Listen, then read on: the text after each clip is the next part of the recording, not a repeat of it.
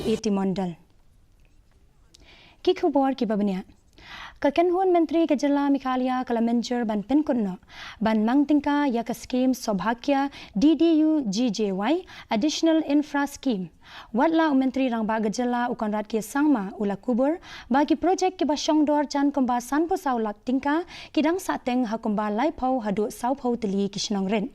Myntri rang ba ula pentip ba watla ka kaipot ban Pynkut no yakin ki Skhim ladab ban IT syaka REC nadu lais ne menchua ka sorkar kala hukum buon teli kijing pensisha da ka MEP DCL hadian balami buon kijing ujor ba ompat le ya kattu kan ni teli ki kam.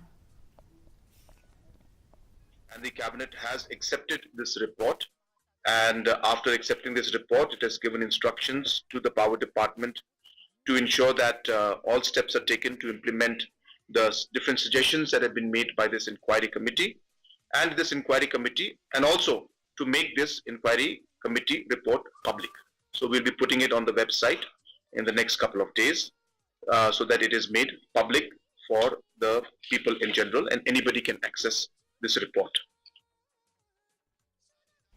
Kamikalia Basin Development Authority